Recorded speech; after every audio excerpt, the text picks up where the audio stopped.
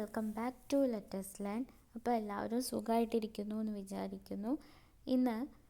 ഇന്നും ഇംഗ്ലീഷ് സബ്ജക്റ്റുമായി ബന്ധപ്പെട്ടിട്ടുള്ള ഒരു ക്വസ്റ്റ്യനാണ് ഡിസ്കസ് ചെയ്യാൻ പോകുന്നത്.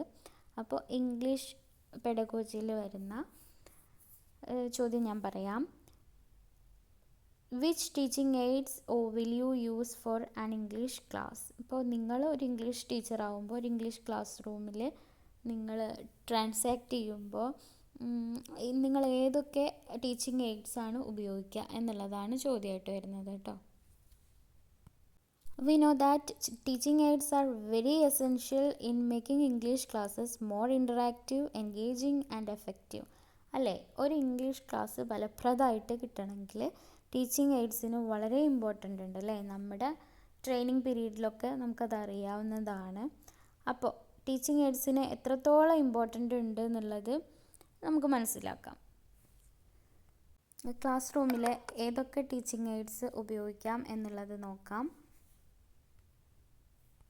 ഫസ്റ്റ് വൺ തന്നെ വിഷ്വൽ എയ്ഡ്സ് ആണ്. വിഷ്വൽ എയ്ഡ്സ് ബെറ്റർ അണ്ടർസ്റ്റാൻഡിങ്ങിനും അതുപോലെ കൂടുതൽ കാലം കേട്ട അല്ലെങ്കിൽ കണ്ട കാര്യങ്ങൾ, പഠിച്ച കാര്യങ്ങൾ ബ്രെയിനിൽ നിലനിർത്താൻ വേണ്ടിയിട്ടും സഹായിക്കുന്നതാണ്. ഏതൊക്കെയാണവ? ഒന്ന്, ഫ്ലാഷ് കാർഡ്സ്.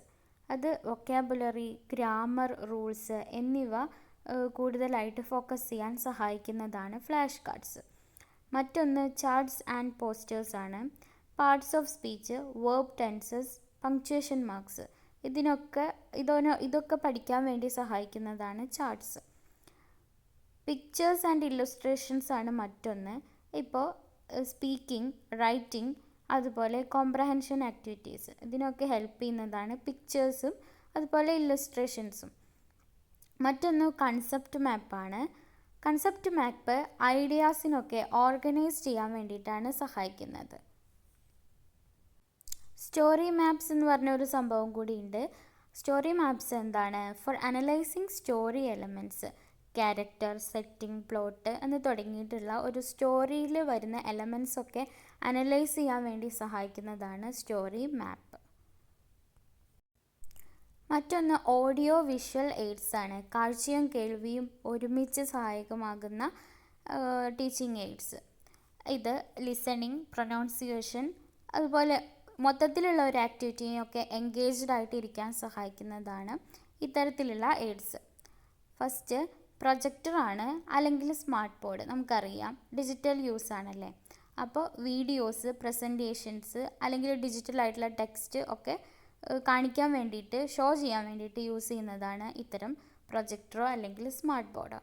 മറ്റൊന്ന് എഡ്യൂക്കേഷണൽ വീഡിയോസ് അല്ലെങ്കിൽ അതിൻ്റെ ആനിമേഷൻസ് ആണ്.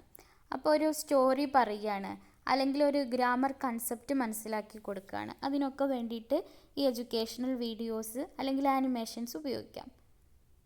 ഇനി സോങ്സ്, റൈംസ് ആൻഡ് ചാൻറ്റ്സ്. അപ്പോൾ ഒരു ഫോണിക്സ് പഠിപ്പിക്കുന്നതിന്, അതിൻ്റെ പ്രൊനൗൺസിയേഷൻ, അതിനുള്ള ഗ്രാമർ ഒക്കെ പഠിപ്പിക്കുന്നതിന് എന്താണ് ഒരു സോങ്ങോ അല്ലെങ്കിൽ റൈമോ ഒക്കെ ഉപയോഗിക്കാം. ഇനി വരുന്ന കാറ്റഗറി ആക്ടിവിറ്റി ബേസ്ഡ് എയ്ഡ്സ് എന്നുള്ളതാണ്. അപ്പോൾ സ്റ്റുഡൻസിനെ കൂടുതൽ കാര്യങ്ങളിൽ, ആക്ടിവിറ്റികളിലൊക്കെ പാർട്ടിസിപ്പേറ്റ് ആവാനും അതുപോലെ എൻകറേജ് ആയിട്ട് ഇരിക്കാനും വേണ്ടിയിട്ട് സഹായിക്കുന്നതാണ് ഇത്തരം എയ്ഡ്സ്. Role play cards. അപ്പോൾ ഒരു ഡയലോഗ് പറയാൻ, അതുപോലെ റിയൽ ലൈഫ് സിറ്റുവേഷൻസ് ഒക്കെ ആക്ട് ചെയ്ത് കാണിക്കാനും അതിനോട് കൂടുതൽ പൊരുത്തപ്പെടാൻ, അതിൻ്റെ ഡയലോഗ് പറയാനൊക്കെ സഹായിക്കും റോൾ പ്ലേ കാർഡ്സ് എന്ന് പറയുന്നത്. മറ്റൊന്ന് പപ്പറ്റ്സ് ഓർ സ്റ്റോറി സ്റ്റിക്സ് ആണ്. ഇപ്പോൾ കൂടുതലും ചെറിയ ക്ലാസ്സുകളിൽ നമ്മൾ LP UP ക്ലാസ്സുകളിലൊക്കെ യൂസ് ചെയ്ത് വരുന്ന ഒരു സംഭവമാണിത്. ഒരു സ്റ്റോറി എടുക്കുകയാണെങ്കിൽ അതിലെ ക്യാരക്ടേഴ്സിനെ, ആനിമൽസിനാണെങ്കിലും ഹ്യൂമൻ ബീയിങ്സ് ആണെങ്കിലും അതിനെ ഒന്ന് വരച്ച് നമ്മൾ അതിൻ്റെ സ്ട്രക്ചർ ഉണ്ടാക്കിയെടുക്കും, പപ്പറ്റ്സ് ഒക്കെ പോലെ അല്ലേ.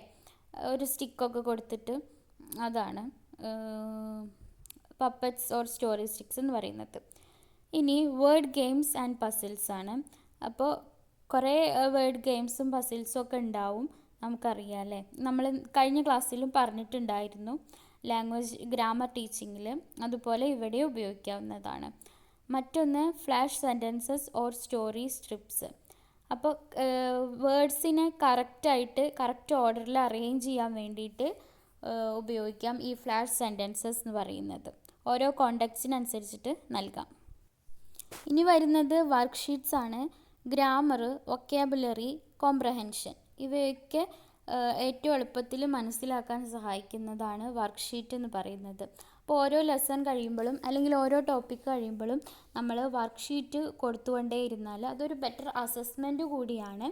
കുട്ടികൾക്ക് പഠിച്ച കാര്യങ്ങൾ താൻ എന്തൊക്കെ നേടി എന്നുള്ളത് കുട്ടികൾക്ക് അപ്പം തന്നെ മനസ്സിലാക്കാൻ കഴിയും. അതായത് അവർ അതിന് ആ വർക്ക്ഷീറ്റ് ആൻസർ ചെയ്യുന്നതിനനുസരിച്ച് അവരുടെ നോളജ് ലെവൽ എന്താണെന്ന് ടീച്ചർക്കും മനസ്സിലാക്കാം, കുട്ടികൾക്കും മനസ്സിലാക്കാം.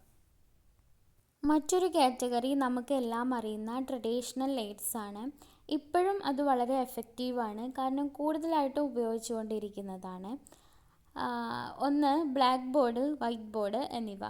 അപ്പോൾ അത് കൂടുതൽ ക്ലാസ് റൂം ഇൻറ്ററാക്റ്റീവ് ആവാനും ടീച്ചർക്ക് അപ്പം പറയുന്ന കാര്യങ്ങൾ അപ്പോൾ അതിനൊരു ഇല്ലസ്ട്രേഷൻ നൽകണമെങ്കിലൊക്കെ ഏറ്റവും എളുപ്പത്തിൽ കിട്ടുന്നത് എന്താണ്? ബ്ലാക്ക് ബോർഡാണ്. ടീച്ചർക്ക് അവിടെ ഒന്ന് ഡ്രോ ചെയ്തിട്ടൊക്കെ കാണിക്കാൻ പറ്റും. അതുപോലെ പെട്ടെന്ന് എക്സ്പ്ലനേഷൻ നൽകാനും കഴിയുന്ന ഒരു ഉപകരണമാണ് ബ്ലാക്ക് ബോർഡ് എന്നുള്ളത്.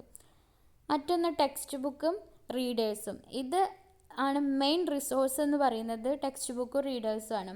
അത് നമ്മൾ ഇപ്പോഴും ഒരു കോർ റിസോഴ്സായിട്ട് ഉപയോഗിച്ചുകൊണ്ടിരിക്കുന്നുണ്ട്. ഇനി വർക്ക് ബുക്സ് ആണ്. അപ്പോൾ ബെറ്റർ പ്രാക്ടീസിനും അസസ്മെൻറ്റിനും കൂടിയിട്ട് വർക്ക് ബുക്ക് ഉപയോഗിക്കാവുന്നതാണ്. മറ്റൊന്ന് ഡിക്ഷണറീസ് ആണ്.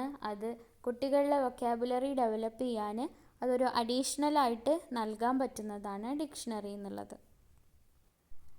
ഇനി റിയൽ ഒബ്ജക്ട്സും ടീച്ചിങ് എയ്ഡായിട്ട് ഉപയോഗിക്കാം. അപ്പോൾ ലേണിംഗ് കൂടുതൽ റിയലിസ്റ്റിക് ആയിട്ട് മാറും. എന്തൊക്കെയാണ് നമ്മൾ എവറി ഡേ ഉപയോഗിക്കുന്ന ഒബ്ജക്ട്സൊക്കെ, എക്സാമ്പിൾ പറയുകയാണെങ്കിൽ ഫ്രൂട്ട്സ്, ടോയ്സ്, അതുപോലെ യൂട്ടൻസിൽസൊക്കെ ഇപ്പോൾ കൂടുതൽ എക്സ്പ്ലനേഷന് വേണമെങ്കിൽ ഇതൊക്കെ എന്താണ് ടീച്ചിങ് എയ്ഡ്സ് ആയിട്ട് ഉപയോഗിക്കാം. ഇപ്പോൾ വൊക്കാബുലറി ബിൽഡിങ്ങിൽ ഇത് കൂടുതൽ സഹായകമാകും. ഓരോന്നും കാണിച്ചിട്ട് അതിൻ്റെ വേർഡ് പറയുമ്പോൾ കൂടുതൽ എഫക്റ്റീവായിരിക്കും. ഇനി മെനൂസ്, ടിക്കറ്റ്സ്, ബ്രോഷേഴ്സ് ഇതൊക്കെ നമുക്ക് ഡെയിലി കിട്ടുന്ന സംഭവങ്ങളാണ്. ഇതൊക്കെ റിയൽ ലൈഫ് റീഡിംഗ് പ്രാക്ടീസിന് വേണ്ടിയിട്ട് ഇതൊക്കെ ക്ലാസ് റൂമിൽ ഉപയോഗിക്കാം. ക്ലാസ് റൂം ഒബ്ജക്ട്സ്, ക്ലാസ് റൂമിൽ തന്നെയുള്ള ഒബ്ജക്ട്സ്. അപ്പോൾ കൂടുതൽ ഇനി ഓരോ സാധനങ്ങൾക്കും പേര് നൽകണമെങ്കിൽ, അതുപോലെ പെട്ടെന്ന് ഡിസ്ക്രിപ്ഷൻ നൽകണമെങ്കിൽ, ഡിസ്ക്രൈബ് ചെയ്യണമെങ്കിലൊക്കെ ക്ലാസ് റൂം ഒബ്ജക്ട്സ് ഉപയോഗിക്കാം. അപ്പോൾ ഇത്രയും കാര്യങ്ങളാണ് ടീച്ചിങ് എയ്ഡ്സിൽ വരുന്ന കാറ്റഗറികൾ. എന്തൊക്കെയാണ്? വിഷ്വൽ എയ്ഡ്സ് ഉണ്ട്, ഓഡിയോ വിഷ്വൽ എയ്ഡ്സ് ഉണ്ട്, ട്രഡീഷണൽ എയ്ഡ്സ് ഉണ്ട്, ആക്ടിവിറ്റി ബേസ്ഡ് എയ്ഡ്സ് ഉണ്ട്, അതുപോലെ റിയൽ ലൈഫ് ഒബ്ജക്ട്സും ഉണ്ട്. ഇതിൽ തന്നെ ഈ ഓഡിയോ വിഷ്വലിൽ തന്നെ എന്താണ് ഡിജിറ്റൽ എയ്ഡ്സും ഒക്കെ വരുന്നുണ്ട് അല്ലേ? അപ്പോൾ ഇത്രയും കാര്യങ്ങളാണ് ടീച്ചിങ് എയ്ഡ്സ് ആയിട്ട് വരുന്നത്. അപ്പോൾ നമ്മുടെ ഒരു ചോദ്യത്തിനുള്ള ഉത്തരമായി അല്ലേ? അപ്പോൾ എല്ലാവരും കോൺഫിഡൻ്റ് അല്ലേ ഉത്തരം പറയാൻ? അപ്പോൾ അടുത്ത ചോദ്യവും ഉത്തരവുമായിട്ട് പെട്ടെന്ന് തന്നെ വരാം. എല്ലാവർക്കും ബൈ ബൈ.